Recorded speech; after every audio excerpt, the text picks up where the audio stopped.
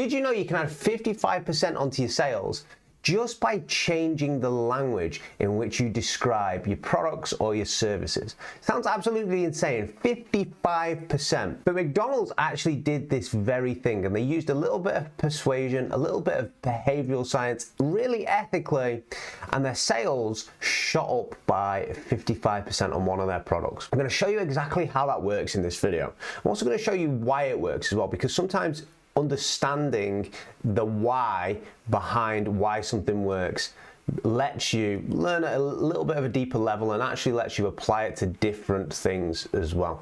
So there is this concept called social proof.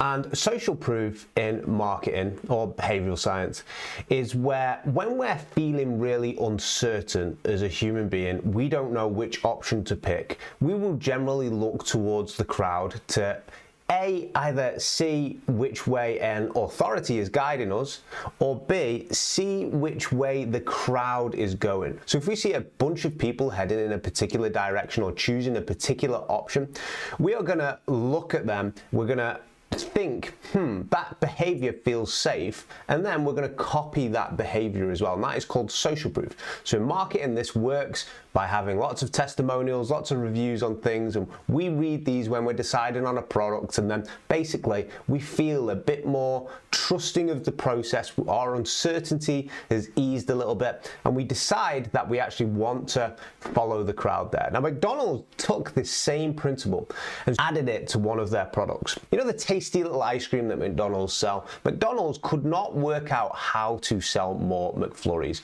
other than letting the customer A, either pick it themselves, or B, when the customer orders food, they'd say, do you want a McFlurries with that? They couldn't work out any other technique to sell. McDonald's tried a bunch of things, but nothing really worked. But the thing which did work was adding social proof in conversation to the person who was ordering their burger. So when a person came to the counter to order their food, the McDonald's employee would say, have you thought about getting a dessert? The McFlurry is our visitor's favorite. Just that single sentence actually added 55% in sales of McFlurries. 55% just by saying that simple sentence. Now, why did it work? Well, it worked because sometimes we do need a review. Sometimes we do need to see the star ratings. Sometimes we do need to see the testimonials before we buy something. But actually as well, what is also important is just being told what is actually popular with other customers who are just like them. And so when they said the sentence, the McFlurry is our visitor's favorite, that said a few different things. That said that this conversation's taken place before. That said as well that, you know, people would come in and buy the McFlurry and they're exactly like you, hungry, wanting some food, and so you should probably buy it too. And that also let people know that the McFlurry was a safe option. And so 55% of extra people went and bought that McFlurry, all off just that single phrase now. And this is an old behavioral science lesson, by the way. This is from the Cialdini Institute. Robert Cialdini wrote this book on Persuasion a number of years ago. It's a fantastic book. It's an amazing book. These guys have actually taught me and helped me work through problems as well in various different workshops and masterminds that I've worked with them on, and they're fantastic. And this case study actually came from them.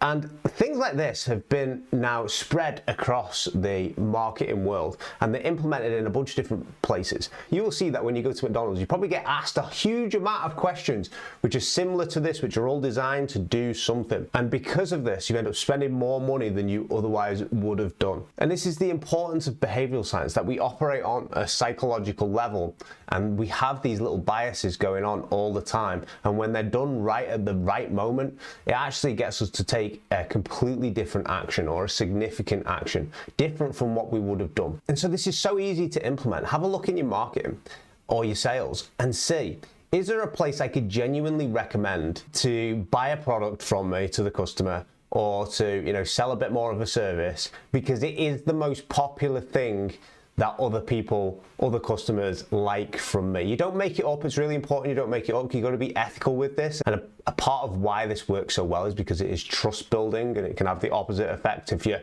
doing it unethically, you know, and just making something up. But have a look and see, is there a place where I genuinely sell more of one thing than another thing? And just tell the customer that. Say, hey, you know, we sell more of this. This is a really popular option with our visitors. Something like that can add up to 55% of your sales, even in a massive multi-billion-dollar company that already have got their sales techniques and marketing techniques perfected. They've just not thought about things psychologically. There's other angles to social proof as well. I've actually done a full workshop with an organization on it. And if you want to watch that video right now, click it on the screen and I'll see you there. Take care. See you in the next one.